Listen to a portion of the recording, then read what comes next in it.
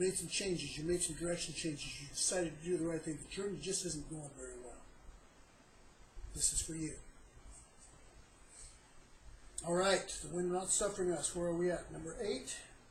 Hardly passing it, we came to a place called the Fair Havens, nigh whereunto was the city of Lasea. Now, when much time was spent, why was much time spent there? Maybe it was a nice place. Fair Havens, it sounds like it was a nice place. Maybe they just wanted to spend more time there. Maybe they couldn't find another ship. I don't know. For whatever reason, they came into this place and a lot of time was spent. Where am I? 8? 9. Why do I have to say that? So I don't get lost. I get lost otherwise. Now, when much time was spent and sailing was now dangerous. There's a lot to this sailing thing. That's how they traveled at the time. Sailing is not like a motorboat.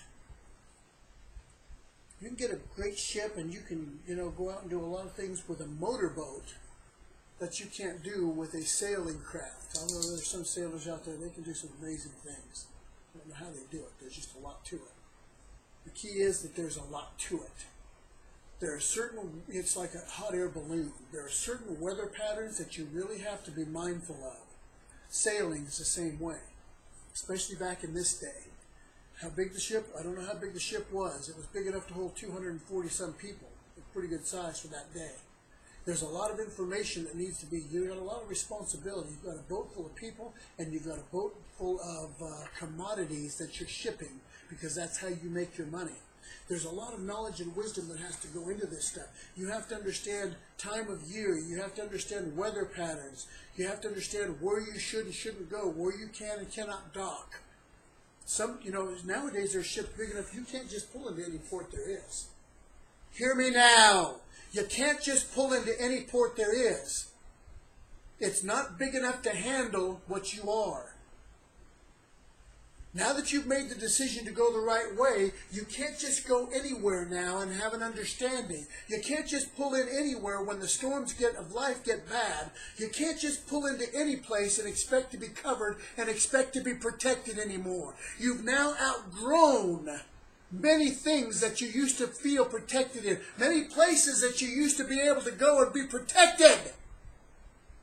All of a sudden, because this change you've made in your life, you've outgrown all that and become too large and become too powerful. Don't get a big head. And become too great and too big to be protected by these things that seemingly used to be able to protect you before. You have to be able to get to special ports. You have to have special places. There are special places that you can go, and most places will not be able to handle you. You find special, proper covering. The covering you had is no longer good enough.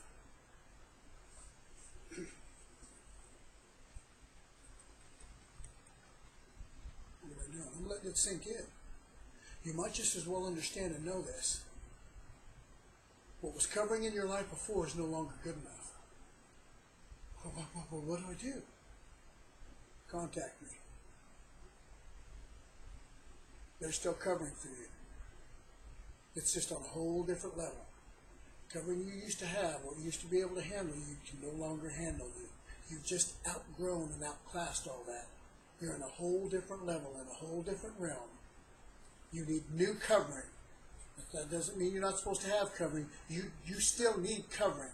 You still need to be under covering. You're just on a whole different level. You need better covering, stronger covering, more powerful covering, more anointed covering. Contact me.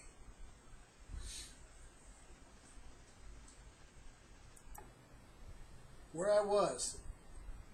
Verse 9. Sailing was now dangerous. The fast was past. It was getting down into the winter months, and the winter storms were going to be coming on, and it was dangerous. Now, you know what? Paul, who was a prisoner, who had no necessary, Roman prisoners had a certain amount of rights. Yes, they did. But we'll read later in the chapter, if we actually get that far down tonight, that these Roman prisoners, he was a prisoner. He didn't own the ship. He wasn't the captain of the ship. He wasn't the centurion. He wasn't a soldier. He wasn't one of the crewmen. He wasn't the first mate. He was a prisoner. Which means what? He was nobody on this boat. Nobody. He was less than nobody. He was a prisoner. Sit down, shut up, be good, and I won't beat you. You're a prisoner. What room do you have to talk? None. You're a prisoner. What did he do?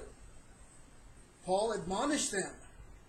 Why? The fast was already past, the winter was coming, and Paul, you know what Paul's occupation was? He was a tent maker. It says it in the book of Acts. He went to stay with a certain person, and because he was the same craft and occupation, and so Paul sat there and rocked because he was a tent maker. He helped the guy make tents. That's just the way Paul was. What am I? I don't want to talk about it. I don't want to talk about it. Where am I? 9, 4, 5, 6, 7, 8, 9, 10. He said unto them, Sirs, there's a word that appears in this sentence that's important. I perceive this voyage will be with hurt and much damage, not only to the lady of the ship, but also of our lives.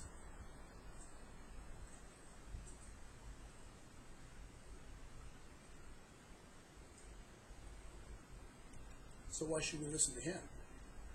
We already went through who he wasn't. But there's a word that shows up there. Why should we listen to him? In the flesh, they shouldn't listen to him at all.